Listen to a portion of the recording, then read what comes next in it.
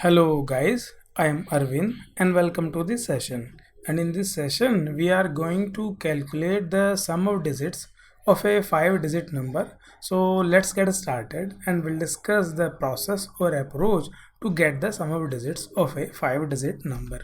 So guys, in the first expression, we will extract the last digit of the number and then we will add that digit to the sum, and using this expression we will divide that number by 10 so that we can get the last digit in the next step.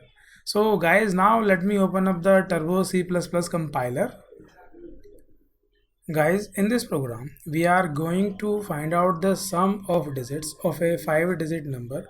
So I have declared three long int variables n, a and sum, and I have initialized sum by 0 because we will use repetitive sum in this program. And now guys, I am taking input from the user for the variable n with the help of scanf function, and obviously the n is declared as long int, so we will use %ld format specifier in scanf function.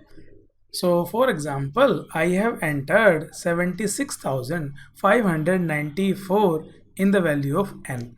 So in the first step, we will extract the last digit by using this expression. So the value of a will be 4 because 76,594 percentile 10 will be 4. And now we will add the value of a to this sum.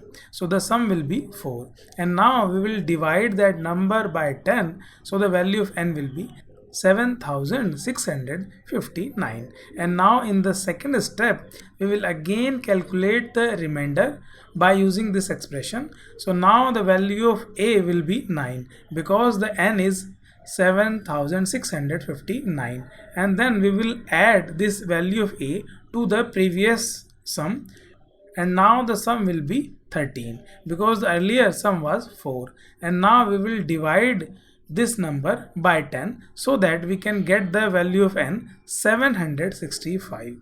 And in the third step we can again calculate the remainder by using this expression. So we can get the value of a 5, and then we will add this value of a to the sum.